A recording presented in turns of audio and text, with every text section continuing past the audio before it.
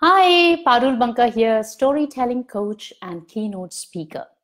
Today, I want to speak to you about happiness and why tying happiness to achieving goals is a horrible idea. I was inspired to do this video because of a recent incident that happened in the inner circle of my people. Somebody who is very close to me and who I'm very fond of actually were made redundant. They lost their job, which is obviously a very big loss.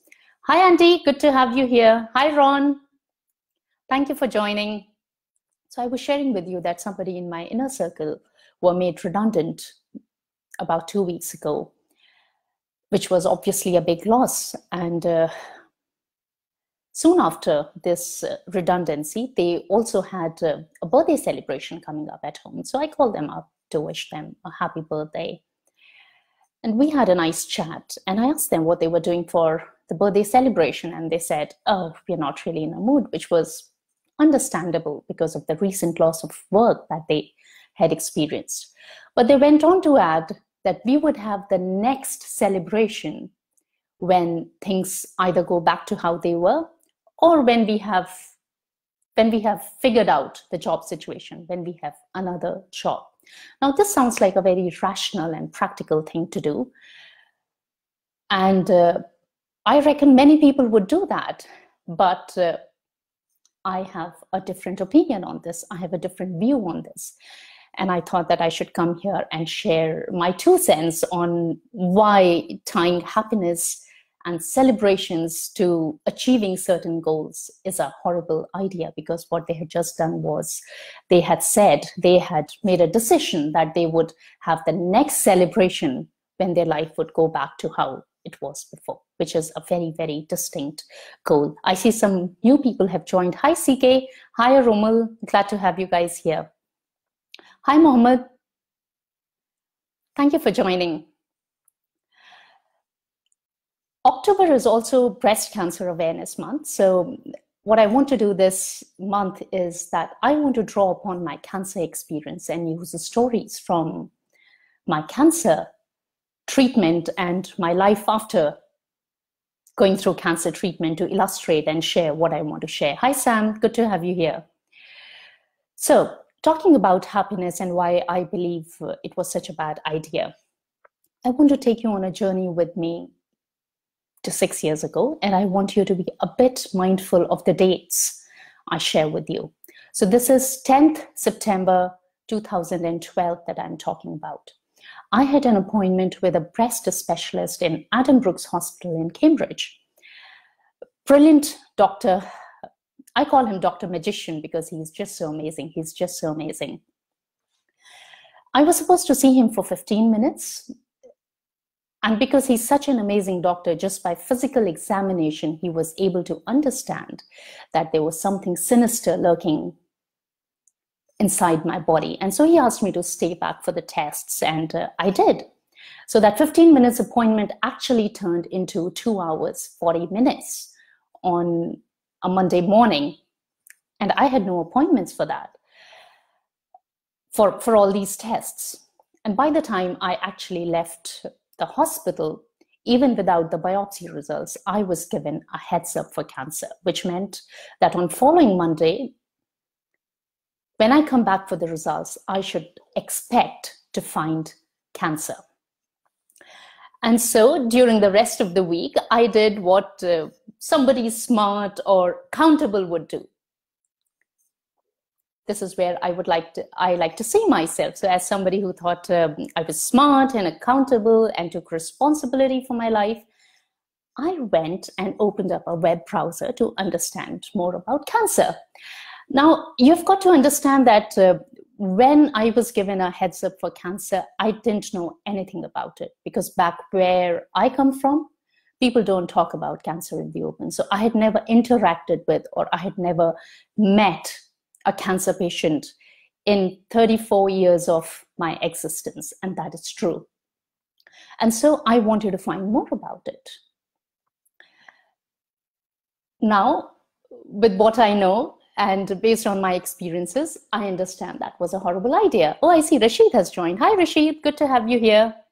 It was such a horrible idea because happy stories about cancer are far and few in between, and definitely not online. So by the end of the week, my husband Abhishek and I were pretty low because all we read was sad and sordid tales of what happens to people and their loved ones after going through a cancer experience.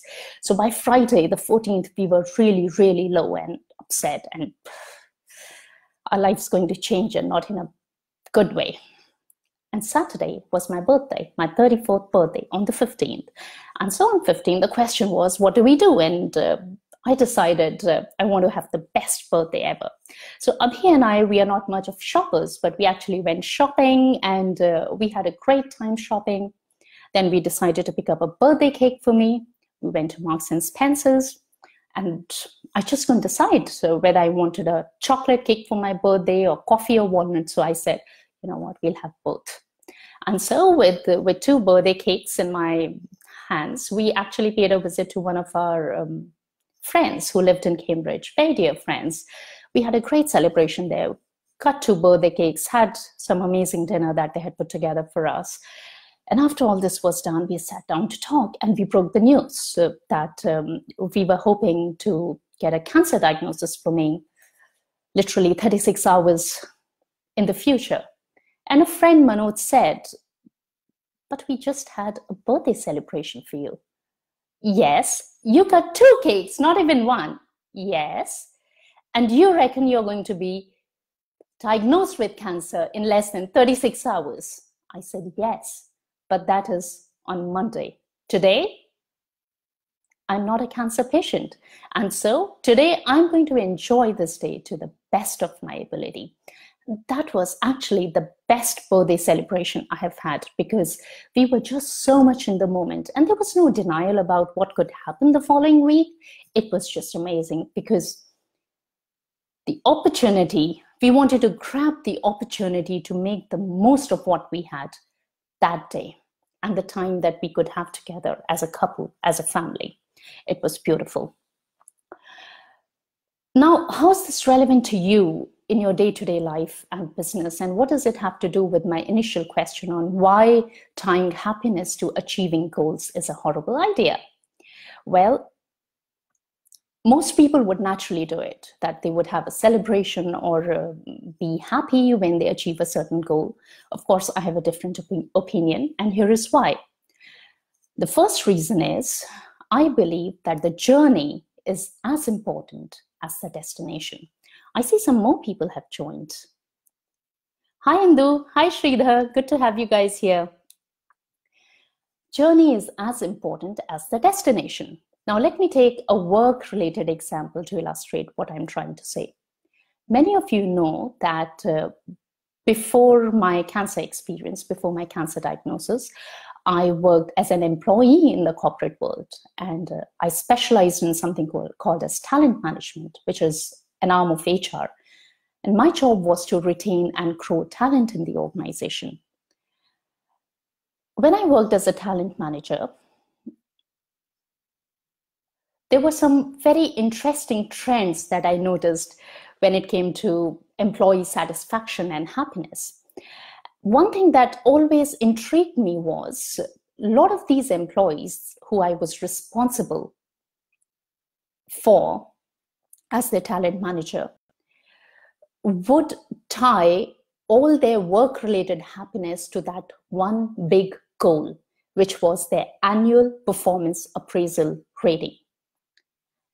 And so when the performance appraisal happened on an annual basis and they got a rating out of it, which was responsible for, often had a huge say in their promotions and annual bonuses and incentives, some of those people, well, a lot of those people would be miserable because they would probably not get what they wanted or what they anticipated.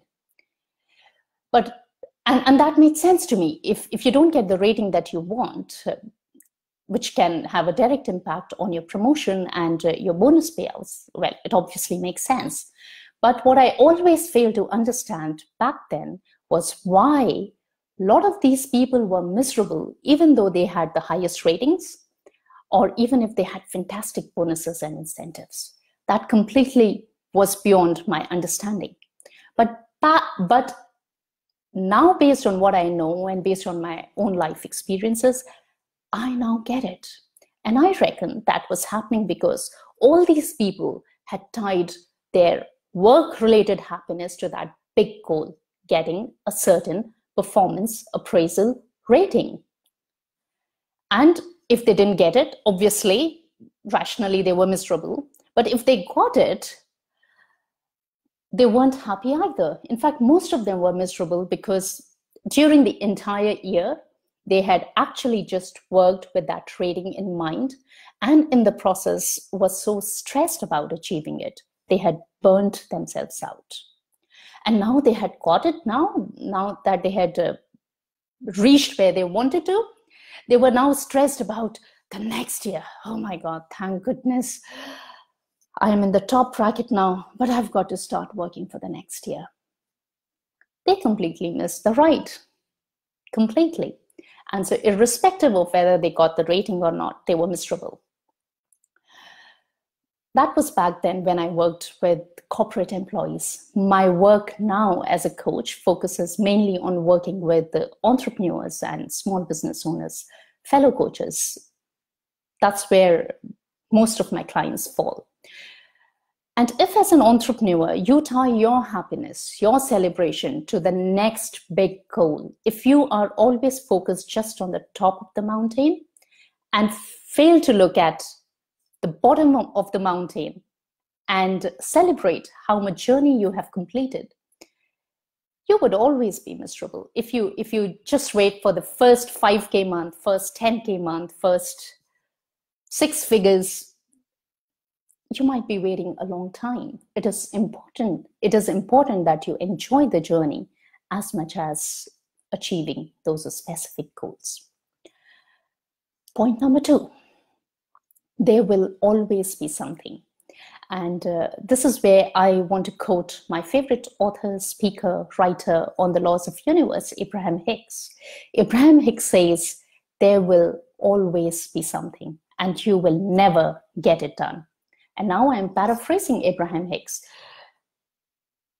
There will always be something, and that is okay. You will never get it done, and that is okay. What does she mean by it? Well, we human beings are wired to pursue the next goal. So when I was little, I wanted to go to school, then I wanted to go to high school, then I wanted to go to college, university, then I wanted to work. Then I wanted a specific role. I wanted the next rating that I just talked about, the next promotion. Then I wanted to go and live in another country. After I came here, I wanted to build a new life, which I did. Then I was diagnosed with cancer. Then I wanted to survive cancer. Then I wanted to thrive after cancer. Then I wanted to build my business. Now I want to scale my business. There will always be something. And that is the beauty of it. If we do not look at the next goal and keep working towards it, we would stagnate. And that is why, while we are working on our next goal, it is so important that we appreciate and celebrate what we have achieved, the life that we have lived so far. So if we tie our happiness to a particular goal, which is going to happen sometime in the future, well, I think that's not a brilliant idea. Point number 3. When nothing is certain, everything is possible. This is one of my favorite quotes. As human beings, we like to control, and I'm also one of those human beings because I like certainty. I again want to take you back to about 5.5 years when I was talking to my breast consultant, who I mentioned earlier in the beginning of this video. And the topic of the discussion was, what can I do to prevent cancer from coming back? Which is often always the biggest fear that cancer survivors have. Because recurrence of cancer is always a possibility. And I was in this warrior mode, and I want to take action, do the best I can to the best of my ability. Tell me what I've got to do and I'll do it. And he kept listening to me for some time. And obviously he knew me by then because he had been looking after me for many, many months. And he said, well, what you actually need at this moment, what you want at this moment is a crystal ball. And you want me to actually look into that crystal ball and tell you and assure you that cancer won't come back. But actually, I can't do that because there is no crystal ball available in this world. What I can tell you is that you've got to make the best of what you have, which is a second chance at life. You've got to learn to live with this uncertainty that cancer might come back. If it does, we'll do what we need to do, like we did the first time. And that's it. Go and live your life because you are here today. And I think that was something so powerful, something so beautiful that he shared with me. Because what I was being afraid of was the uncertainty. What if cancer comes back? But what he was drawing my attention to was, well, when nothing is certain, everything's possible. Yes, it's a possibility that you might have a cancer recurrence, but there is a possibility that you might not have a cancer recurrence. So go and live your life to the best of your ability and stop being afraid. Stop being waiting for something to happen or not happen to live your life. So that is why I believe it is so important to live the life that we have, be grateful for the life we have, appreciate how far we have come, no matter how long we have to go in the future. And that is why tying your happiness, waiting for some goal in the future to happen is such a horrible idea, because it is so important to be happy now. And that is why you can actually choose to be happy in the moment, irrespective of what you are working on. So as an entrepreneur, I can continue scaling my business. I can continue working on attracting and converting clients. I can have very clear financial goals, but while I'm pursuing those goals, I can also choose to be happy today. For example, like doing this video and talking to all you lovely people who have joined me, who have taken out this time to connect with me on the video. And so next time, when you have this urge to postpone a celebration or your happiness to something in the future, if let's say you want to postpone calling a parent, spending time with your kids, going on a holiday, opening up a bottle of champagne, don't stop, just do it. Why? Because living in the moment is a lot more important than some goal that we are aspiring for in the future. So I hope that was helpful. I hope that will give you some motivation to be happy and live happily in the moment. And I'll see you soon in one of my future videos. Bye.